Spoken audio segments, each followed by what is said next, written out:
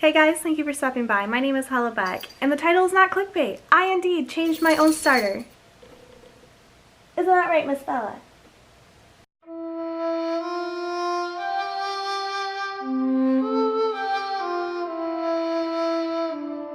If you're here right now because you think this is going to be an educational video, you clicked on the wrong video. Go somewhere else. You're not gonna learn anything here. I simply want to tell you guys about my fun little adventure. So I feel like we need a bit of a backstory on how we got here. If you guys have been watching me for a while, you guys know that Jordan is a huge car enthusiast. He has been as long as we've been together, and he is good at it, and he is so smart. And I mean, he has his degree in diesel mechanics, so like it's what he does for a living. So I rely on him for literally anything that has to do with cars. Literally anything. It could be the simplest thing. Pretty much the only maintenance that I ever do on my own car is filling it with gas. That is how much I suck. So that said, just recently I needed to replace the fog light, and obviously I wasn't gonna do it myself. So Jordan ended up doing that for me on Wednesday. And come Thursday morning, I went to go to work and I got a no crank, no start. So my car wasn't even turning over. Now, I know nothing about cars, so being a horrible wife that I am, I was super upset because I thought that Jordan had effed something up while he was changing out my fog light. So I called him up so angry because I couldn't make it to work. And fortunately, I have a very understanding boss. I'm very lucky. But I was upset because I didn't want to have to call in or be late for such a dumb reason. Now Jordan, being a car guy, knew very well that a fog light is a very easy thing to replace, has nothing to do with any of the starting parts of the car, and was instantly worried because he knew it had to be something else.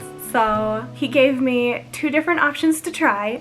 The first was to hook up the jump box, which is literally behind me right now, and try to start it up with the jump box attached in hopes that maybe it was just the battery. But I knew the battery was good at least I knew that much because everything in my car was working, my headlights were working, nothing was dimmed. I knew that wasn't it, but we tried it anyway. I tried it anyway, with his help over the phone.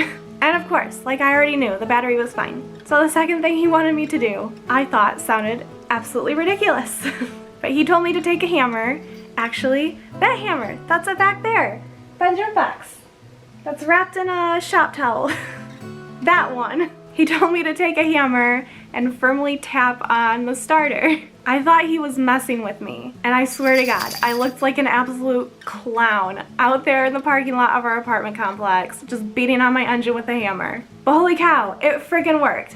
I kid you not, it worked. I think the funniest part about that is Jordan said that he's never had that trick actually work for him, so I like to think that I have the magic touch. Anyway, what that told us was the starter was clearly going bad. I managed to get a little bit more life out of it, apparently, by beating it with a hammer. But the starter needed to be changed, and that brings us to today. Today's video. Not today. Now, I could have very easily just had Jordan do this himself, but I felt so helpless Thursday morning. It was the worst feeling in the world. And just realizing how much I rely on him for everything. And I just could not be like that anymore. I couldn't deal with that anymore. So I couldn't just squander this amazing opportunity that I have right now. Being married to a car guy, I mean, how amazing is that? I can't just keep using him to fix my problems. I want him to start teaching me how to fix my own problems. And the great part is he is such a teacher. He loves it. He loves talking about cars. He loves teaching about cars. So I insisted, with very little hesitation on his part, I insisted that I change out my own starter with his guidance. So I'm here today to tell you guys how that went. So we ended up doing this on a day that was absolutely disgusting outside. It was sleeting. It was cold, and fortunately we do have a carport at our apartment complex, so we pulled the Vibe into that, and that helped, but it was still so cold. I was at least very happy that I did not have to crawl around on the ground. Jordan insisted before we got started that it was something that I would be able to change out overhead of the engine as opposed to underneath it, but we did have to take out a few things first before I could even get to that component. So first and foremost, before we did any of this stuff, because the starter is an electrical component, we had to unhook the battery first. Just shimmy off. Oh, okay, like that. And where do I put this? Just tuck it out of the way so it doesn't make contact with the stud. Yeah, right. Yeah, right. Where? Can I be rough with it? Yeah. and Jordan, who is an electrical whiz, insisted that we'd be fine if we just unhooked the negative terminal. So that was all easy peasy, guys. That was the easiest part of this whole process. So the very first thing that we had to take out was the fan housing, which was a very cheap plastic part that was just mounted to the front of the grill, I guess. Shit.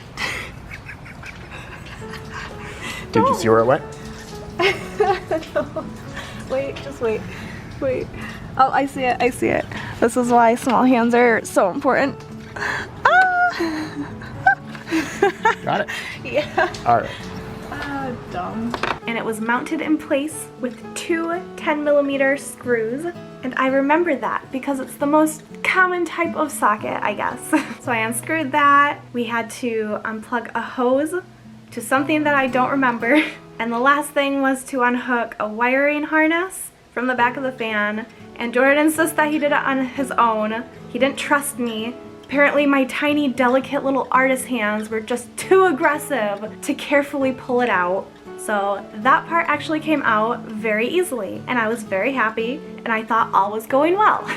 The last thing we had to take off before I could actually get at the starter was a metal bracket to, I don't even know what. It was a metal bracket.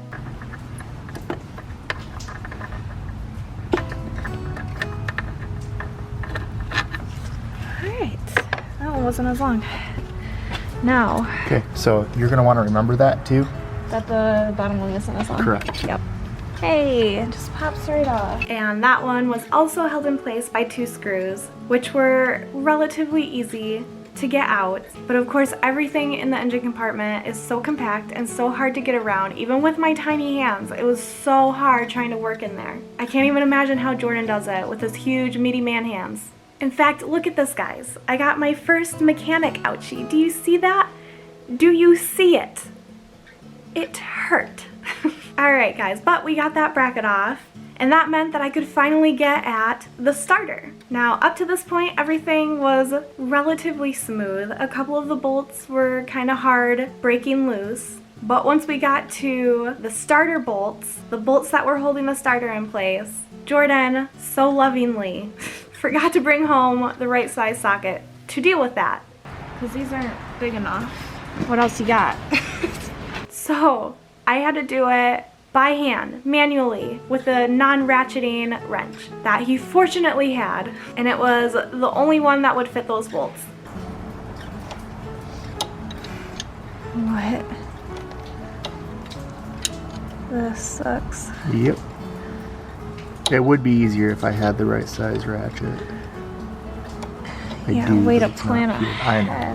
I apologize. And let me tell you guys, it was such a feat trying to break that stupid bolt loose. Please break loose. Please break loose. I was getting so mad, so angry, so angry. And this little bastard doesn't want to break loose.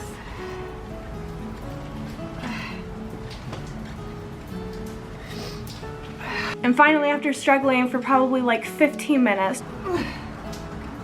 It's not about the battle, it's about winning the war. I think I broke it. Like I broke it. Yeah. It didn't sound like you snapped it, so that's good. Wait. Oh, I lied. Jordan decided to teach me a little trick for getting more leverage and breaking loose the bolt. Would you like me to show you a trick? Does it involve a hammer again? No. Because that would be pretty slow. And he refused to let us film that part, so I won't even bother telling you what we did. As I said at the beginning, this isn't an educational video. If you're here to learn something, you're on the wrong video. So finally, we got the bolts that were holding the starter in place out, and they were absolutely enormous. I mean, they were so long, so it was no surprise that I was having such a hard time getting them out. But I got it unmounted, and after struggling forever to try and pull it out through the tiny little gap that I was provided. How did you do this? Wait. Okay. Oh, wait. Here. Awesome. Got it. All right. So lay it out to where you can see the connections. Yep. I got it out, and there were 2 components that I had to unhook from it before we could pull it out completely. One was another electrical harness that Jordan insisted again that he take out himself, because we all know what a beast I am. That's the release. You Yep. push that button at the top, that pops out. And the second was another wiring harness that was bolted in place, and that one annoyed the absolute crap out of me because they put a little rubber cap on it that you can't easily pull away, so it was constantly getting in my way. Stupid rubber piece of shit. But we got the old one off, and after inspecting the new one to make sure everything was kosher. Now, before you even try to put that one in, just kind of match it up with the old part. Yep. That's, yep. I basically did the whole process again in reverse. So I had to hook those 2 harnesses back up to the starter, and it was very hard the second time because again, that stupid rubber cap kept getting in my way. Goddamn rubber piece of shit. Starting to sound like a mechanic too. Fortunately, Jordan let me do all of the wiring harnesses the second time around because it was just as simple as sliding them in until they click. So apparently he could trust me with that. But with the starter all hooked up, I just had to realign everything, so I had to squeeze it back in through the tiny gap.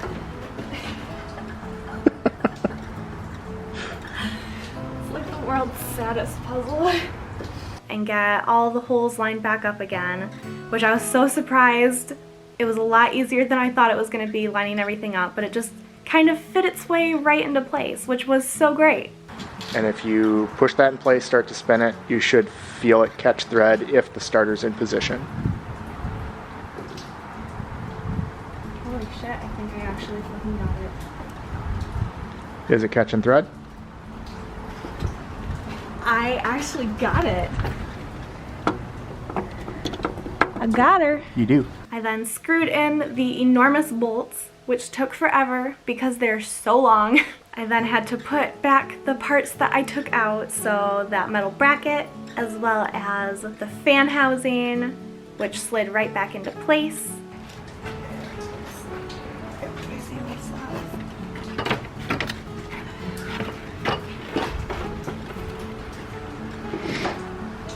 The electrical harness, the bolts that held it in place, the hose, and finally, I just had to hook up the negative battery terminal again. And then came the most exciting part. I got to fire it up. Okay, so now that battery's hooked up, go ahead and give her a shot.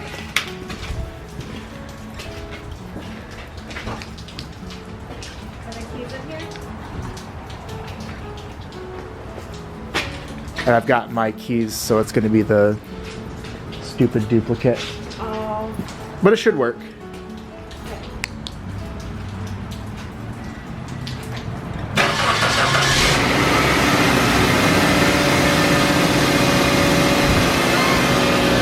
Let's see that little happy face.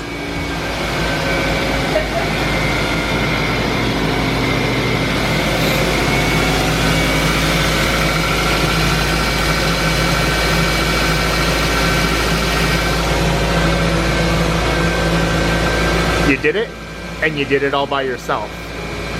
Let's see those grubby little fingers.